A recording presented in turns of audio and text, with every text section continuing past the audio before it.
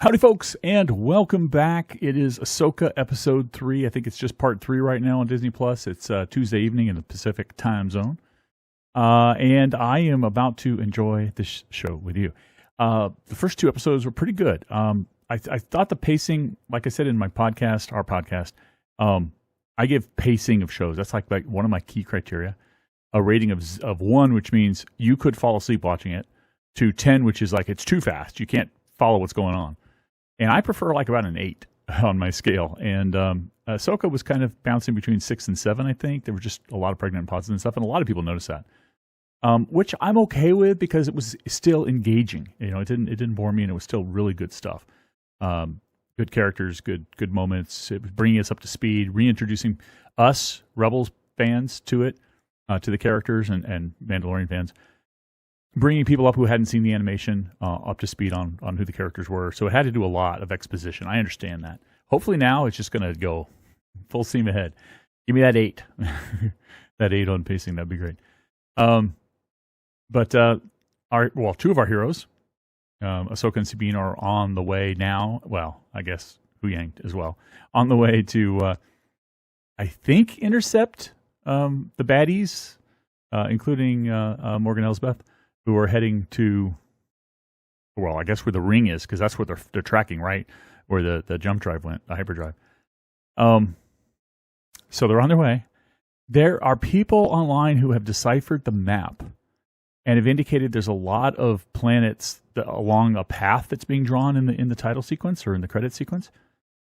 And even though last episode I said I don't think we're going to get anybody from the Mandoverse, Sabine's there and she engaged with Bo-Katan before, except maybe Bo-Katan since she has a history with the two of them. But if Mandalore is on that list, which it is, they might be stopping by and either picking up Bo-Katan or somebody to help with the fight, or with some troops or something, or just stopping by for a check-in or for a resupply or something. I don't know. So there's a chance we could see Bo-Katan.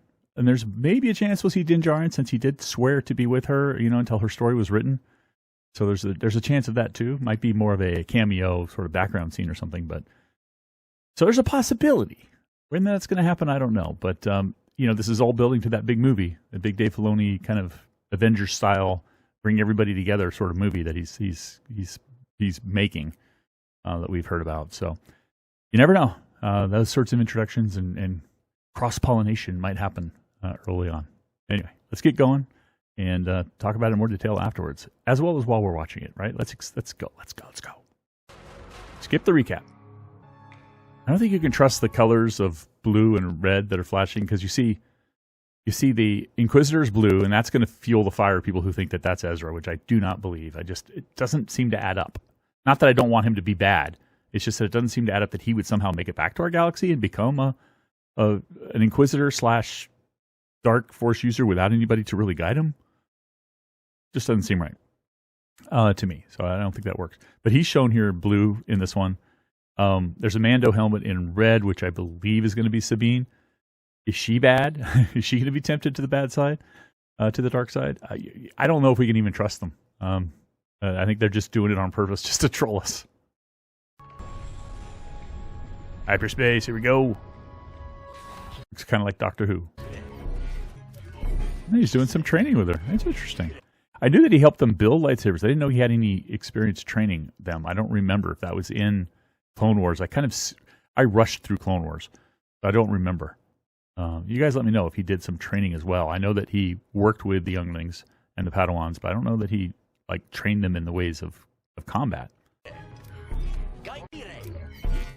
I like how these light training things look like the bamboo.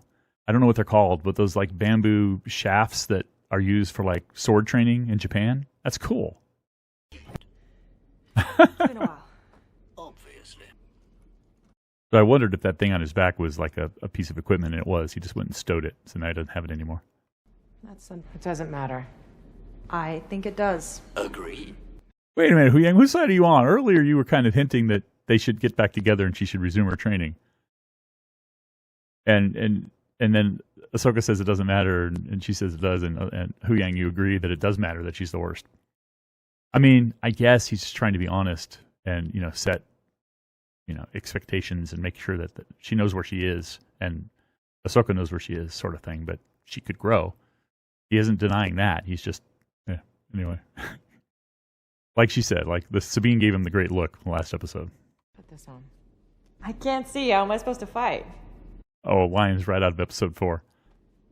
Next to Hu Yang. Are you sure? That was fast. Very funny. You lost track of her already. I don't think. How can this be fair? Because she hasn't given her any. Well, at least that we've seen here. Maybe in the past she did training about what it means to feel the Force. Because I'm sure she's relying on like her hearing here, and other senses other than her sight. But she's not tapping into that Force sense, if you will. And Ahsoka's just like laying her out there, just throwing her in and saying, "Here, feel where I am. Here's not how I'm not going to tell you how to do it. Just do it." I guess that's one way. Well, it seems to be more than just hearing here. She's picking up on something. Oh. By the way, the pacing hasn't picked up yet. It's still hanging around that 6-7 score. But they also unbalance. I'm a big fan of J. Michael Straczynski and his. I read his book on screenplay writing and script writing, and he has a famous saying. I don't know if it's in the book or if he just said it, but if I can paraphrase it, it's enter a scene as late as possible and leave it as early as possible. Don't linger. Don't spend a lot of time building up a scene or staying around after you're done doing what you're going to do. Basically, get to the point and get out. I think I'm a big fan of him because he and I agree on the pacing part of storytelling. Tell a story. Don't take forever to tell it, and don't tell it so fast people can't follow it. But tell a story. Don't get me wrong. I'm enjoying this. I really am. I just wish it was a little bit faster. Time to fly. Okay, cool. Oh! This is like Phoenix Squadron stuff, right? It's like the same sorts of ships that Hera's squadron would fly in Rebellion.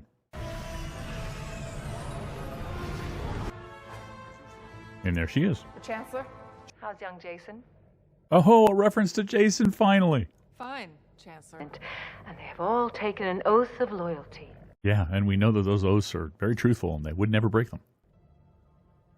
She's not going to get official support for this, is she? She's going to have to go with a small crew, hook up with our guys, and they're going to have to fight it alone with small resources, right? I mean, that's the Star Wars way, right? Mom! There he is! Is it true, Aunt Sabine? Green hair and everything. Looking nothing like her except for the green hair. Still weird. How are they? I had this problem with Rebels. I don't think I reacted. I didn't react to Rebels. I had this problem all along with that final scene. It was cool. I mean, it's cool. Don't get me wrong. It's just they only seem to get intimate right near the end. Sure, I can believe it. Only takes one time, right? But you would think that two different species would require, like, kind of like, I know we're mixing genre or shows here, but in Star Trek, like Vulcan, Spock required a little bit of genetic manipulation to be half human, half Vulcan. You would think there'd be something required, or maybe it's just the Force. I mean, are we going to just wave our hands and say the Force? That maybe Kanan willed it to be so, that he would be genetically compatible to make a child with Hera. Oh, okay. I'll buy it if that's the answer. But it just seems kind of weird. It came kind of almost out of the blue at the end of the show. But anyway, it's interesting that he only has green hair. I wish they had done something a little different. Like if they're going to mix the races, it'd be more than just green hair. He's gonna be Not even her shade of green. a Jedi? Yeah. Just like his daddy. He's very proud of him. Look at that. And remembering Kanan, Caleb.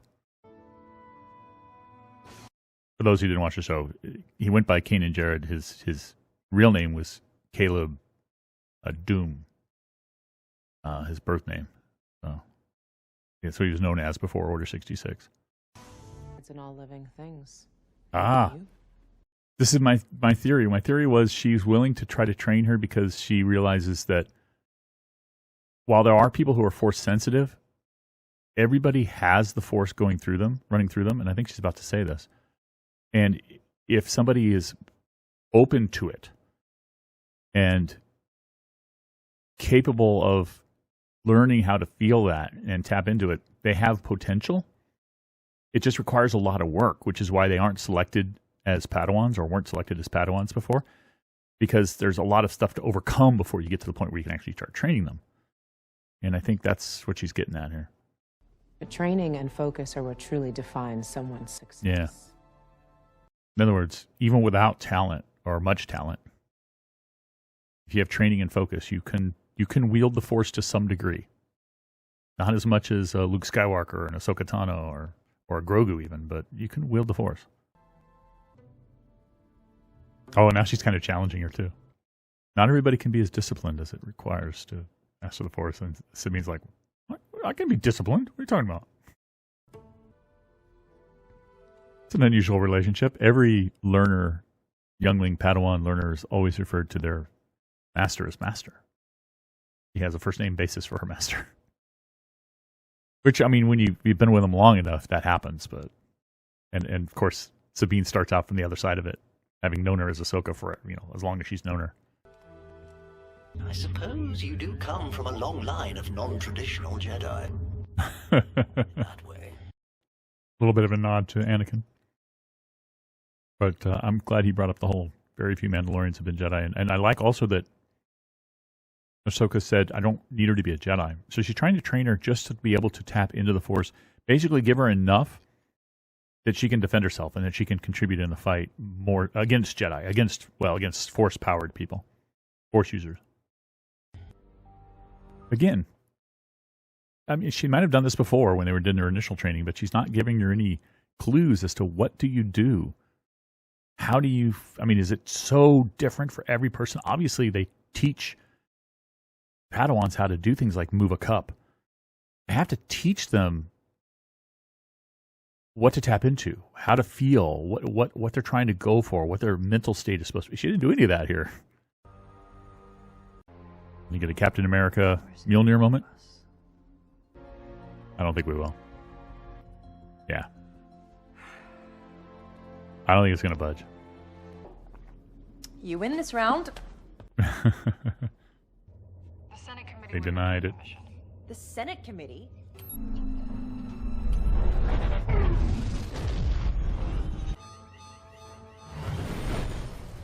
Uh-oh. They've been spotted. Wow. These are like variations of Naboo starfighters almost, right? Again, older stuff. These guys have been flying older stuff. They must have sensed that they were going to come out here, or because there's no way they were just there and just happened to be there when they came out of hyperspace. They must have had a feeling in the Force. Come on, Sabine. You got to get one of them. You getting anything yet? Sabine, tell me what you need. Okay, she's going to stop. She's realized that Sabine can't do the Jedi thing. And she was maneuvering to avoid the shots using the Force probably. And now she's not going to do that. She's going to do what Sabine wants to be able to fight with the skills she has. On my signal? All right. Which means they're going to get hit. Get ready. I must have told her to level out. I had them, but missed. Woo! I got one! Another episode 4 moment. Oh boy. Big hyperspace ring. So this ring has 3 SSD hyperspace drives and a command deck up top. I'm surprised you let open fire. If she detects that shot coming in the Force, she's not going to be able to keep the ship steady for scans.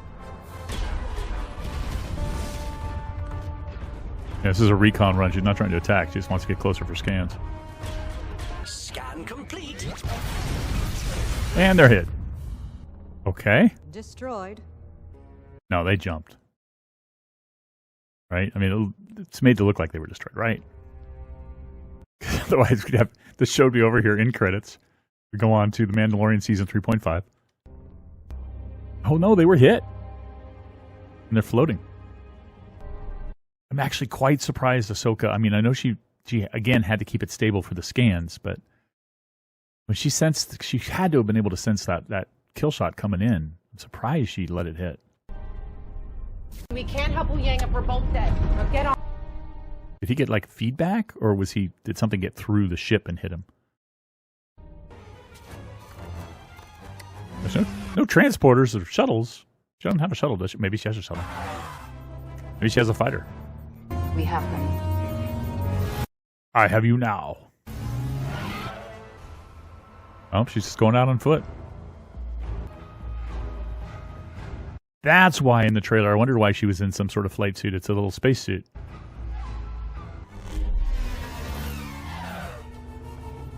Yeah, she's smart. Because they know that Ahsoka's the primary target. They're going after her. They're focusing on her, which means she can deflect the shots, right? Or take out one of the crew. Did you fix the ship yet? Oh, she's doing a Leia. She's going to use the Force to move in space. I got it. Great. Don't get me. Oh, I guess not. Get ready. Oh, swinging the wing up. There you go. Is this a gas giant or something? A Purgle? It is. A couple of them. Sabine's got that on one of her shoulders now. So they got the ship fixing, not hyperspace, I guess, wasn't fixed. They could have gotten out of there with their scans. Oh, nice. Squeeze him in. Lost him. Oh no, it's not a gas giant at all. Right, this is the planet. This is the same planet where the temple is, or the thing that showed the galaxy. Duh, of course. Oh, this is where the fight's going to be, where she says, "You have no power," and Sabine tries to use the Force, or seems to. Like I said in the previous one, the scene with the fight and the "You have no power" comes from the trailer. I don't consider that a spoiler at all. Now I know that they're here, so it didn't like spoil that part for me to know they'd get here. But anyway, it gets me excited to see it. Now I want to see it. I don't think I'm going to see it this episode, but I might. Not a lot of time left. Right overhead. What are the odds? I guess maybe she's sensing something down there and just can't pinpoint it. So, Really? When? He was out. Very cool. All right, pacing's a little better. If the other one was 6 or 7, this one's definitely a firm 7. There's definitely no after. It's these maps here that people deciphered, these planets, and apparently it depicts some kind of a journey because you see the movement right here. And people are deciphering the names, which includes Mandalore, so that might happen. No post credits or anything like that. You never know. Got to check. So we get a little bit more background of the potential of Sabine, and it's kind of what I was theorizing when I was saying that I think she wouldn't have qualified as a Padawan at all, or as a youngling. She wouldn't have been taken in by the Jedi Order. But Ahsoka firmly believes, as did probably Obi-Wan and others, and probably every Jedi, to be honest with you, that the Force is within everybody. They've said that. I mean, Obi-Wan said that in Episode 4. That if people are open to it and trained, they can actually tap into it and have some level of some potential and some level of use. And that's what she's trying to do with Sabine. Okay, makes total sense. I get it. Hu Yang's the way. I'm just telling the truth. I'm just being logical. But you're not helping. I love the bits with him. It's not quite the same as Chopper, but it's still funny there. You know, the whole, I protest. I have work to do. Oh, all right, whatever. You know, it's standard Jedi protocol. Oh, yeah. Okay, I can't fight that. Love that. And the battery kicking in. That was funny for the story, but it served a great production purpose, too. They didn't have to worry about animating him and moving him or whatever they were doing during the ship shaking and the whole fight and all that stuff. So it worked out for both ways pretty well. It's pretty cool. But the space battle was okay. It was pretty cool. I mean, in the beginning, it seemed like Ahsoka they weren't really making any hits because Ahsoka was using the Force to try to avoid them, which she's very good at, as was her master.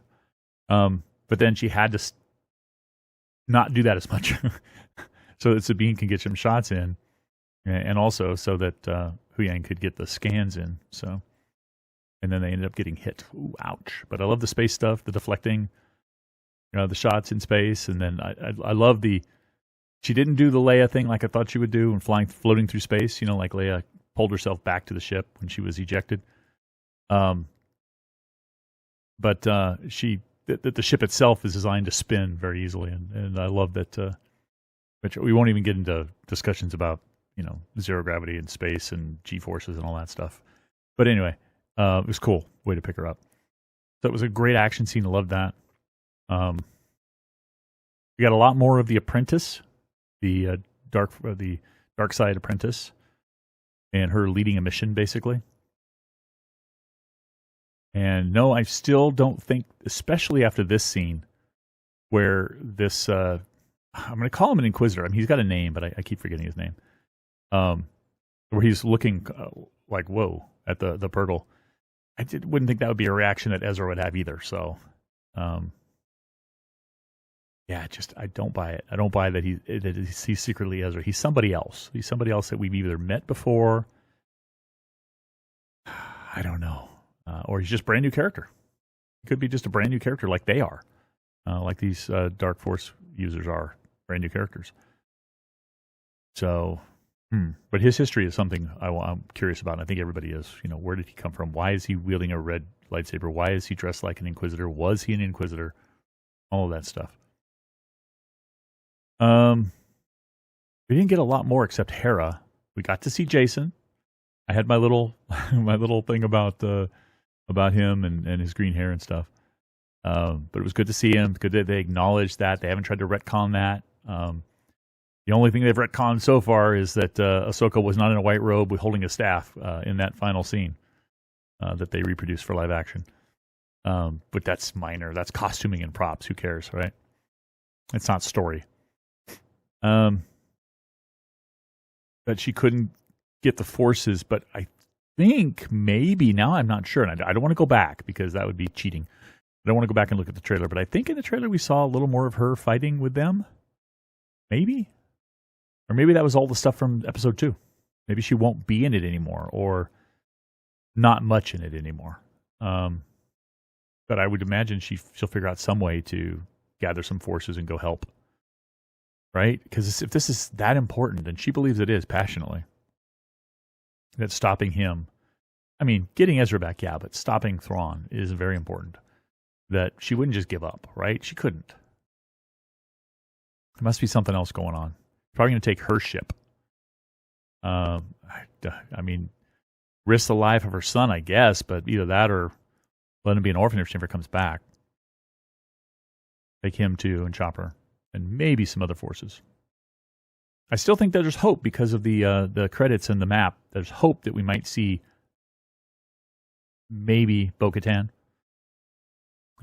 make an appearance on the trip out. Maybe they finally get off the planet. They have to go get reinforcements since they're not going to get the support of the fleet. Maybe that's why they go to Mandalore, to try to get Mandalorian reinforcements. That could work. That could make sense. Get some help with the fight. Because Thrawn's bad news to the Mandalorians too. I mean, the whole Empire thing. They don't want the Empire back. The Empire destroyed their planet. So there's definitely a reason there. So anyway, guys, this was pretty cool. The pacing improved a little bit. It's closer to what I really like. We're getting there. But again, my nitpicking about pacing aside, I really thoroughly enjoyed it. So thank you for watching. Let me know in the comments what you thought, and I'll catch you next time. Bye-bye.